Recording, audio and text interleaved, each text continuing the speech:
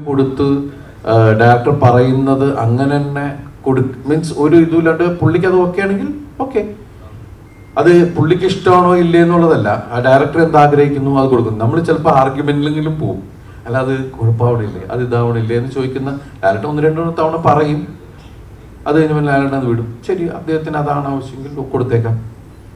നമ്മൾ പിന്നെ ആർഗ്യ ചെയ്തത് വാങ്ങിച്ച് നമുക്ക് ചോദിക്കാൻ നിൽക്കും, നമ്മുടെ രീതിക്ക് ആക്കാൻ ശ്രമിക്കും. ആക്കാൻ രീതിക്കല്ല, നമ്മൾ പറഞ്ഞത് അത് വേണ്ടേ എന്ന് പറയുന്ന സ്ഥലത്തേക്ക് ചിലപ്പോൾ ഇരിക്കും. പക്ഷെ ഈ സിനിമയിൽ എല്ലാവരും ഇവർ ഉണ്ടാക്കിയ ഇവർ കണ്ട സിനിമയിലേക്കാണ് നമ്മളെല്ലാം.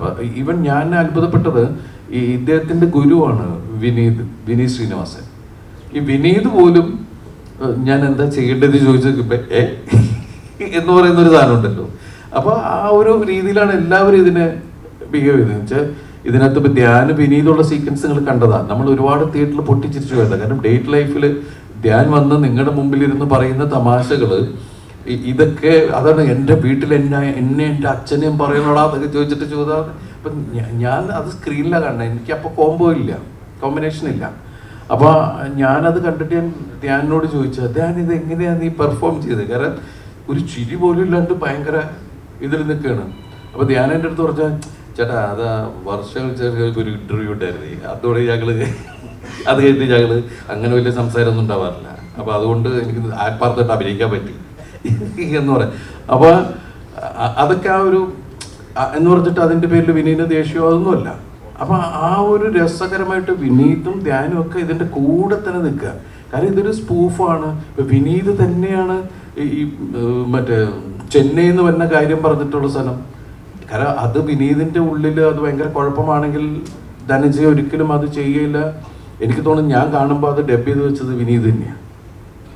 കാരണം എന്ന് വെച്ചിട്ടുണ്ടെങ്കിൽ അത്രയും ആ സിനിമയെ സ്പൂഫായിട്ട് കാണുകയും മറ്റുള്ളവർ കളിയാക്കുന്നതിനെ ഉൾക്കൊണ്ടിട്ട് തന്നെയാണ്. അപ്പൊ ഒരു വിശാലമായ മനസ്സ് എന്ന് പറയുന്ന ഒരു സാധനമുണ്ട് ഇതിനകത്ത്. നമ്മൾ മറ്റുള്ളവർക്ക് രസിക്കാവുന്ന സാധനങ്ങൾ എന്തൊക്കെ നമുക്ക് ചെയ്യാൻ പറ്റും എന്നുള്ളതാണ്. പിന്നെ ഇതിനകത്ത് ഒന്നിനെയും ഇവർ സിനിമ ഉണ്ടാക്കുന്ന സമയത്തും കഥ പറയുന്ന സമയത്തും ഇവരാരെ ഹേർട്ട് ചെയ്യാത്ത രീതിയിൽ തന്നെയാണ് ഓരോ കാര്യങ്ങൾ ചെയ്തിട്ടുള്ളത്.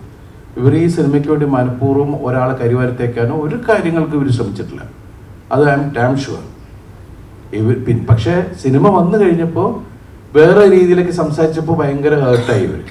കാരണം ഒരു സിനിമ പണ്ടൊക്കെ എന്നു വെച്ചിട്ടുണ്ടെങ്കിൽ പെട്ടെന്ന് അത് മുറിച്ച് മാറ്റണം എന്ന് പറഞ്ഞിട്ടുണ്ടെങ്കിൽ ഫിലിം ആകുമ്പോൾ നമുക്ക് എഡിറ്റിംഗ് ടേബിൾ അപ്പം തന്നെ മറ്റേ പ്രൊജക്ടർ റൂമിൻ്റെ ബാക്കിൽ കൊണ്ടിട്ട് അത് അത്ര അങ്ങോട്ട് കട്ട് ചെയ്ത് മാറ്റി ഒട്ടിച്ച് വിട്ടാൽ മതി. ഇന്നതല്ല.